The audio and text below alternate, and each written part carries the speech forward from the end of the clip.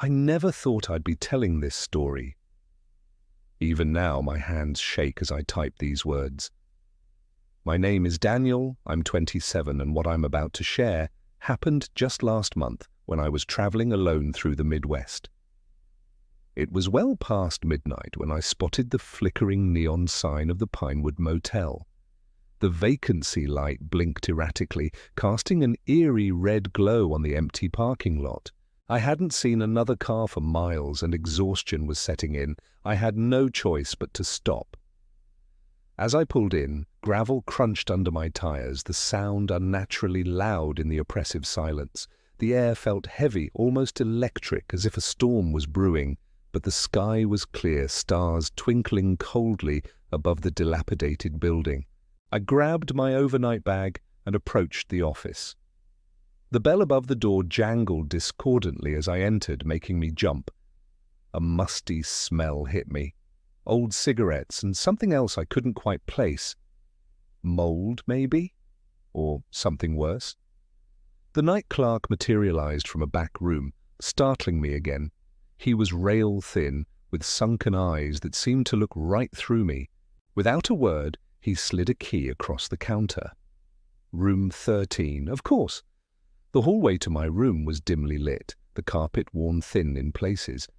As I walked, I could have sworn I heard whispers coming from behind the other doors. Hushed, urgent tones that fell silent as I passed. But when I paused to listen, there was nothing but the hum of ancient vending machines.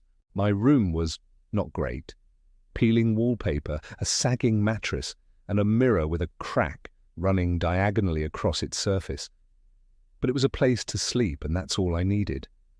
I tossed my bag on the bed and headed to the bathroom. The tap sputtered, spitting out rust-colored water before running clear. As I splashed my face, I glanced up at the mirror and froze. For just a second, I could have sworn I saw someone standing behind me, a dark figure, indistinct but undeniably there. I whirled around, heart pounding, but the room was empty. Sleep didn't come easily that night. Every creak of the building settling, every gust of wind outside had me on edge. And then I heard it, footsteps in the hallway. Slow, deliberate steps that paused outside my door. The handle jiggled slightly and I held my breath. But after an agonizing moment, the footsteps continued on. I must have dozed off eventually because I jerked awake sometime later, disoriented. The room was freezing. My breath came out in visible puffs, and goosebumps prickled across my skin. The silence was absolute, pressing in on me from all sides, and then a whisper, right next to my ear. "Daniel!"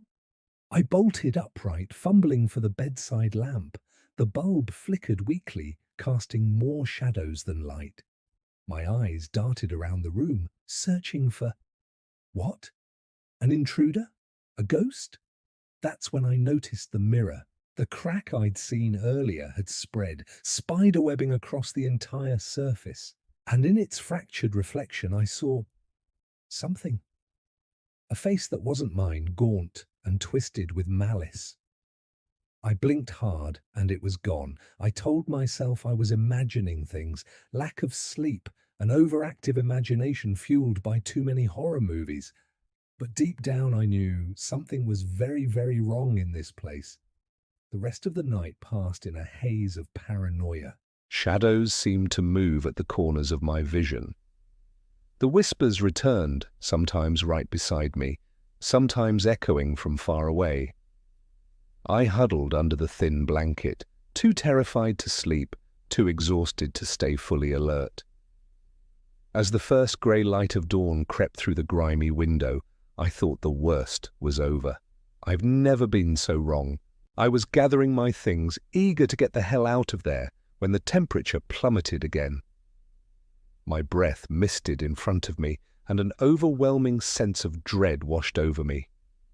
Slowly, reluctantly, I turned toward the mirror. The surface rippled like water, and a hand, pale, skeletal, impossibly long-fingered, reached out from the glass. I stumbled backward, a scream caught in my throat. The hand was followed by an arm, a shoulder, and then a face. But not a human face. It was something ancient, something that had never been human. Its eyes locked onto mine, and I felt my sanity begin to unravel. This couldn't be real, it couldn't be happening. But even as I denied it, the thing pulled itself further out of the mirror, its body contorting in ways that defied physics. I don't remember how I got out of that room. My next clear memory is of driving, white-knuckled, as the sun rose over the cornfields. I didn't stop until I was 3 states away. In the days that followed, I tried to convince myself it had all been a vivid nightmare, but the bruises on my arms where that thing had grabbed me told a different story. And sometimes when I catch my reflection in a mirror or a store window, I see something. A flicker of movement, a face that isn't mine. Just for an instant. I don't know what happened in that motel. I don't know if what I experienced was supernatural or if I had some kind of psychotic break. But I know this, I'll never stay in another motel again, and I always cover the mirrors in my home. If you're ever driving late at night and see a flickering neon sign for the Pinewood Motel, keep driving, no matter how tired you are, no matter how much you need to stop, because some places aren't meant for the living, and once they get their hooks in you, they never really let go.